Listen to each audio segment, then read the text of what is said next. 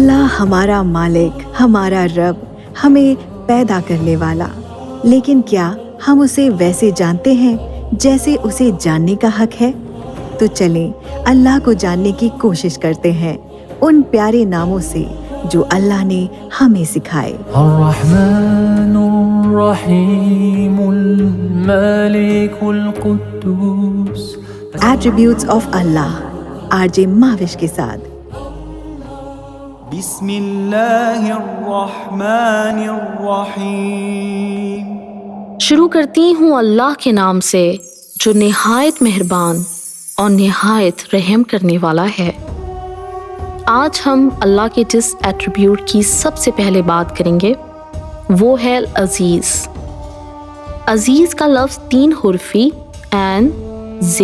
زے ہے۔ از کے معنی ہے زمین کا سخت ہونا، سختی ایسی کہ کوئی زمین کو فتح نہ کر سکے، اس پر قبضہ کرنا ممکن ہی نہ ہو۔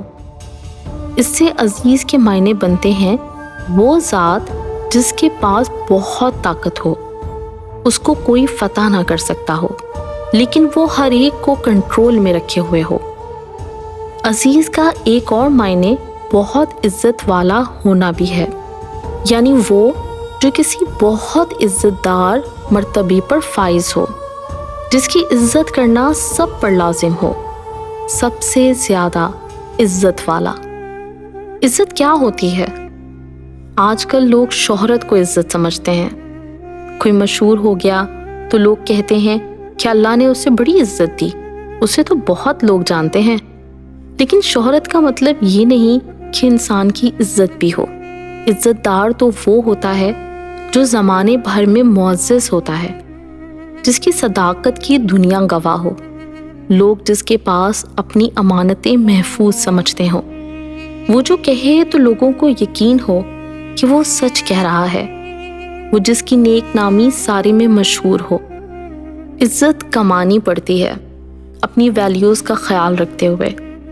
عزت اللہ کے ہاتھ میں ہے، وہی عزت سے نوازتا ہے، اور اصل عزت والا بھی وہی ہے، بہت بہت عزت والا، جس کی کہی ہر بات سچ ہے، جو اپنی مخلوق کے گناہوں کو جان کر بھی ان پر پردہ ڈالتا ہے، سب کے رازوں کا امین ہے، انتہائی بلند مرتبے پر فائز ہے، جو کہ عرش عظیم کا مالک ہے۔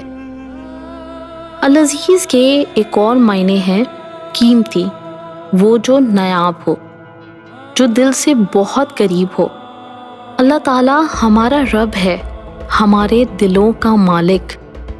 کون ہے جو اس سے زیادہ ہمارے قریب ہو، ہمارے دلوں کے قریب ہو، ہمارے دل کے سارے رازوں کو جاننے والا، جو شاید کوئی دوسرا جان لے تو حشر برپا ہو جائے۔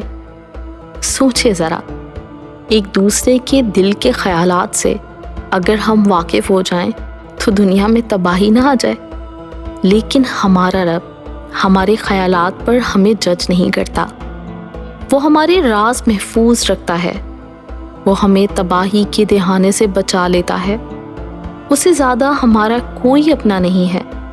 اگر آپ کو لگتا ہو کہ دنیا آپ کی عزت نہیں کرتی تو العزیز سے عزت مانگا کریں، ساری عزت اسی کی تو ہے، وہ جس کو چاہے عزت دے اور جس سے چاہے چھین لے، وہ ہمیشہ سے سب سے زیادہ عزت والا ہے۔ ہم انسانوں سے عزت کے طلبگار ہوتے ہیں، لیکن عزت انسانوں کے ہاتھوں میں تو ہے ہی نہیں، عزت خالصتاً اللہ ہی کے ہاتھ میں ہے۔ پھر کیوں ہم انسانوں کے آگے خود کو رسوا کرتے ہیں؟ کیوں لوگوں کے سامنے ہاتھ پھیلاتے ہیں؟ ہم اس العزیز سے کیوں نہیں مانگتے جو ہمارے دل کے سب سے زیادہ قریب ہے؟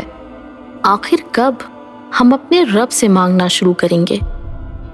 اللہ کے ناموں میں سے ایک نام القہار بھی ہے۔